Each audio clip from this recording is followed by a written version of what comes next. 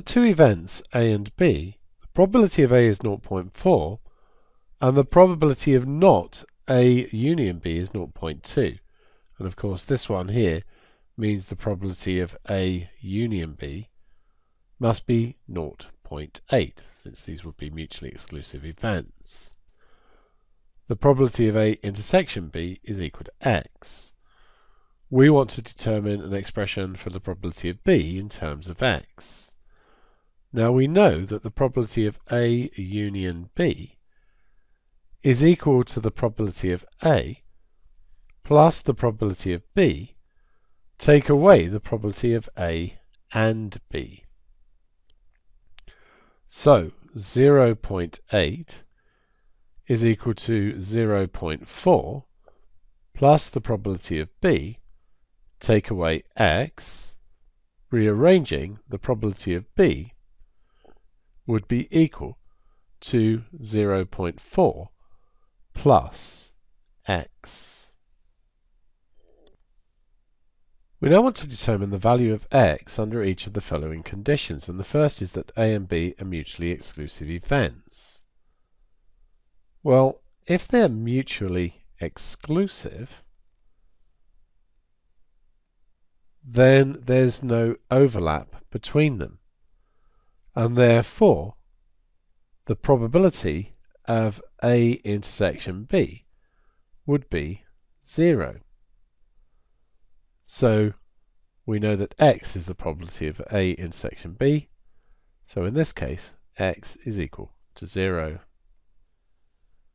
We now have the probability of B given A is 0.25. The probability of B given A is equal to the probability of B and A divided by the probability of A. So we're told that this is 0.25. A and B is x, and A is 0.4. So x is going to be 0.4 times 0.25, giving us that x is 0.1. We now have the probability of A given B as a third. The probability of A given B would be the probability of A and B divided by the probability of B. So we're given that this is 1/3.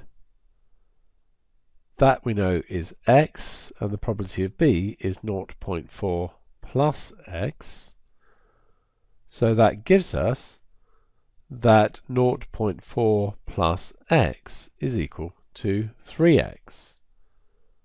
So 2x is 0.4, and therefore x is 0.2.